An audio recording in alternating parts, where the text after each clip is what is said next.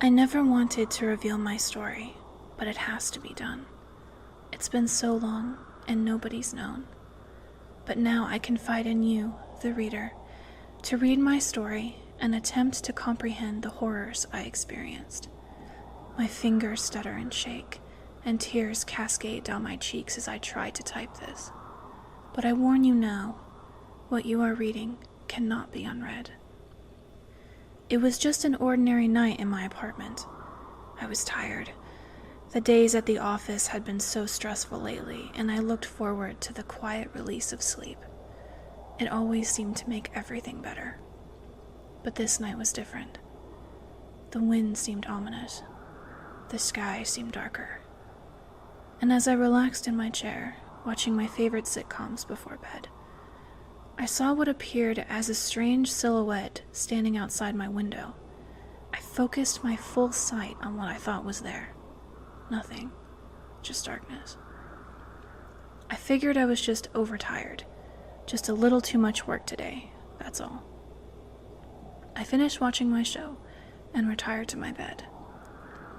As I tried my best to sleep, I heard the door at the end of my bedroom creak. I dismissed it, too tired to get myself worked up over nothing. I then got the sense something was watching me. I tried to shake it off. I just wanted to sleep. Finally, I heard something breathing, heavily and slowly.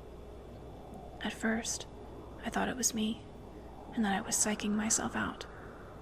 So I held my breath for a moment. It wasn't me. I jolted upward from my bed and opened my eyes. I became frozen at what I saw. At the foot of my bed, a young girl with long, black hair around the age of 6 and a white nightgown. She stared at me with unblinking eyes and a wide smile. She had deep cuts covering her face, and her hands that hung at her sides were covered in crimson. We both sat and stood staring at each other for a good moment, until she let out a horrifying, inhuman scream. At that moment, I tried to race for the door, but she leapt on me, digging her nails into my face, her dark, black eyes inches away from mine, screaming all the way.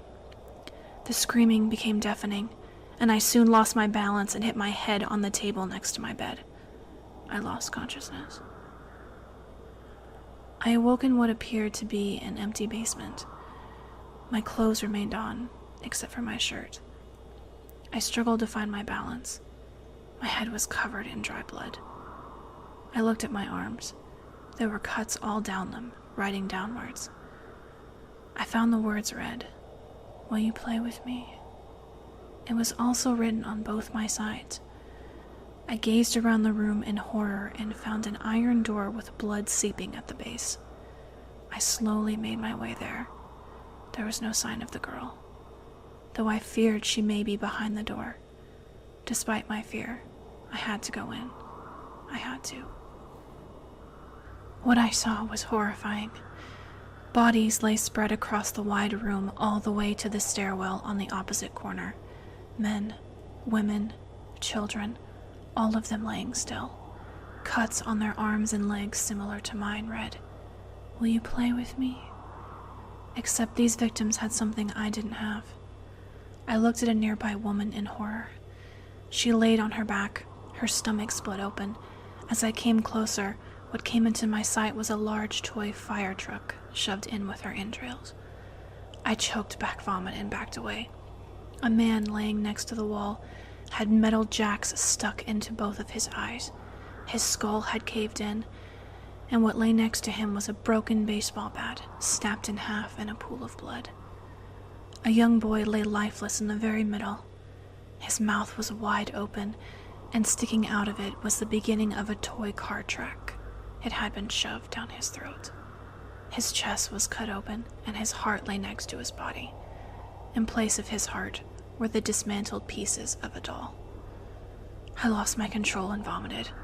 I cried for a moment, but then the thought struck me, where's the girl?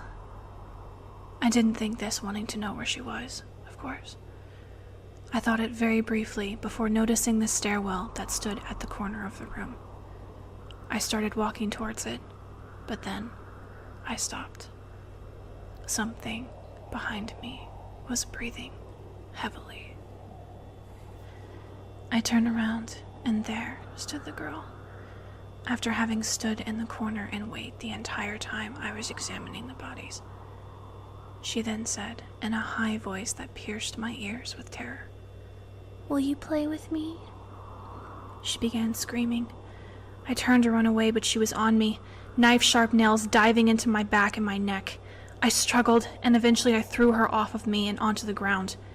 I ran for the door, but it slammed shut. I banged on it and cursed, blood running down my back. It would not open. She was on me again. I elbowed her face.